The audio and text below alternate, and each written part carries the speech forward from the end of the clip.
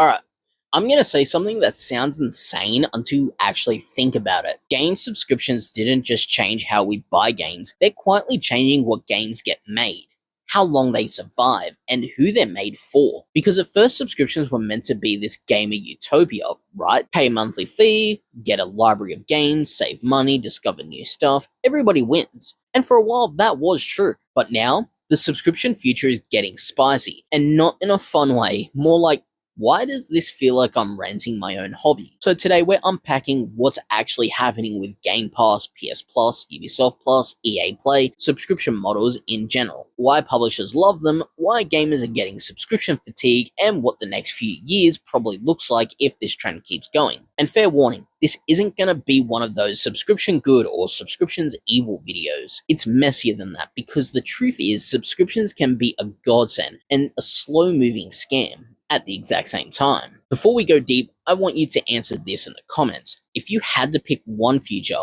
which would you choose? A, $100+ games, but you own them forever, or B, $20 to $30 a month, huge library, but you own basically nothing. And don't dodge it with both. Pick one. I want to see where people land, because your answer kind of determines what you actually want gaming to become. Now, let's be honest, subscriptions were cracked. If you were broke or just tired of gambling $110 on a game that might be mid, Game Pass especially felt like a cheat code. You could jump between stuff, try games you'd never buy, and the discoverability was real. For indie games, it was like someone finally turned on the lights. But the honeymoon phase is over. And we're now in a part of the relationship where you notice your partner has a weird habit of rearranging your house and then charging you extra for it. Because subscriptions aren't designed to stay too good to be true. They're designed to get you comfortable, then gradually normalize the rent. And that brings us to the biggest controversy. If you've been gaming the last few years, you've seen it.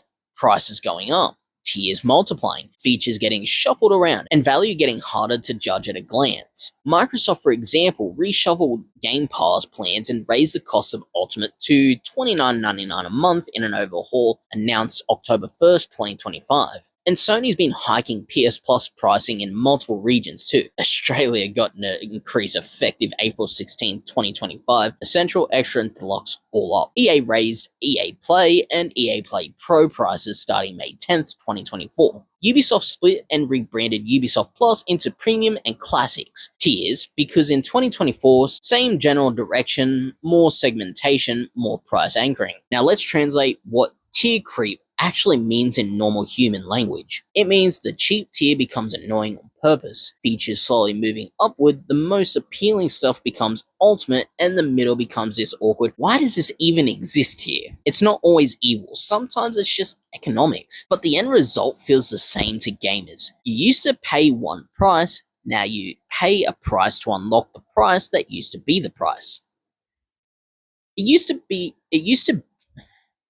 to pay one price. Now you pay a price to unlock the price that used to be the price. That's why people get mad. Here's the real reason subscriptions are controversial. They aren't competing with games, they're competing with your attention and your routine. Netflix doesn't want you to watch a movie. Netflix wants you to build a habit where you don't even question the monthly charge because it's just there. Subscriptions turn games into a lifestyle product, and that changes what gets prioritized. What gets rewarded in subscription land? Long playtime, not necessarily best quality. Daily engagement, retention loops, content roadmaps, seasonal events, come back next week design. So the controversial future isn't subscriptions exist, it's that subscriptions can subtly push the entire industry towards games that behave like services, even when nobody asked for that. We're hitting the point where people look at their bank app and realize game subscription, another game subscription, online membership, expansion passes, battle passes, cosmetic stores, DLC bundles, deluxe editions that are basically just content ransom. And you're sitting there thinking, bro, I miss when I bought a game and that was the end of the conversation. Subscription fatigue is real and the industry knows it. So what do companies do when people start canceling? They don't just say, fair enough, they start doing bundles. This is where the future gets interesting and a little scary. Microsoft has already leaned into stuffing Ultimate with extra perks and partnerships, EA Play, Ubisoft Plus, Classics as part of the package, etc. That's the direction one mega sub that tries to feel like too much value to quit, because if you cancel, you're not just cancelling a game library, you're cancelling your cloud saves flow, your multiplayer access, your perks, your day one pipeline, whatever extra memberships they bundle in. It becomes psychologically sticky. And from the business side, that's the dream.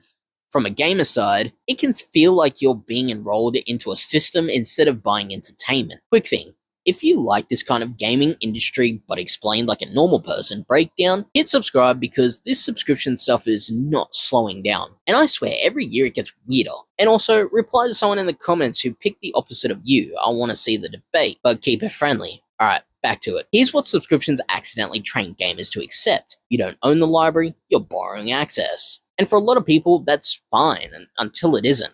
Because eventually, you'll have that moment where a game leaves the service. You didn't finish it, or you wanted to revisit it, or it got delisted, or your save is now locked behind a paywall tier you downgraded from. And you go, wait, I paid for this for years and I don't have it? That's the emotional core of the controversy. Subscriptions can feel like paying forever with nothing to show for it. And yes, you could say, but you paid for the experience, not the ownership. True, but gaming isn't like a movie. A lot of games are long, replayable, comfort food hobbies people return to years later. Subscriptions are great for sampling, they're terrible for long-term preservation of your library. Day one subscription sounds like pure magic, but it raises a brutal question. Who pays for that? Because if you're a AAA publisher, a day one launch is where you normally make a massive chunk of your revenue. If a subscription replaces that, you need one of these things to happen. 1. The platform holder pays you a fat bag. 2. You monetize harder inside the game. 3. You cut risk and make safer, more predictable titles. 4. You stop doing day one unless the numbers justify it. And 5. You push people into higher tiers that fund it. So the controversial future might look like day one becomes rarer, or locked behind premium tiers, or comes with more aggressive monetization, or the service price rises until it pays for itself. And we've already seen how quickly pricing can shift when companies restructure these plans. This is the part people don't think about enough. Subscription-heavy ecosystems reward certain genres and punish others. So the likely winners, live service games because retention, roguelikes and sandbox survival crafting because hours played, multiplayer co-op because social stickiness, endless content treadmill games. Likely losers or pressured to change, short narrative games, weird experimental single-player titles, big budget one-and-done experiences, anything that doesn't farm engagement. Now, some incredible story games will still exist, but subscriptions can tilt incentives towards keep them subscribed over, make the best thing possible and ship it. And if you're a dev, the pressure becomes make it longer, make it stickier, make it returnable. Sometimes that's good. Sometimes it turns art into homework. So where does this land? I don't think subscriptions disappear. They're too valuable for platform holders, too convenient for a lot of gamers, and too good at turning casual players into paying customers. What I do think happens? Future 1. Subscriptions become game renting plus perks. Higher prices, more bundles, more tiers, more partner content stuffed inside. Future 2. Owning games makes a comeback as premium. People get fed up and go back to buying. Physical collecting raises again in certain communities. DRM-free and preservation-friendly platforms get more respect. And Future 3. The big platforms try to do both. Subscription for discovery. Buying for forever games. Discounts and subscriber buying incentives become the bridge.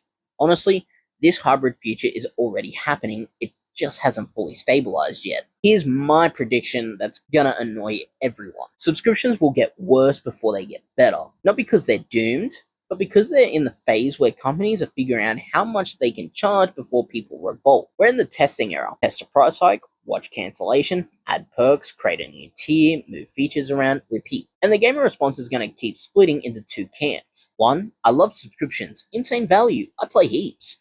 2. I'm tired of renting my hobby and paying forever.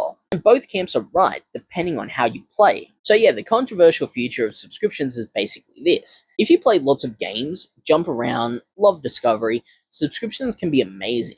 If you value ownership, replay, preservation, And not being locked into monthly payments, subscriptions can feel like a slow squeeze. But the scary part isn't the subscription, it's what they push the industry to optimize for. So again, hit the comments. Would you rather own fewer games or rent access to everything? And what subscription do you think is the best value right now? And which one feels like it's getting away with murder?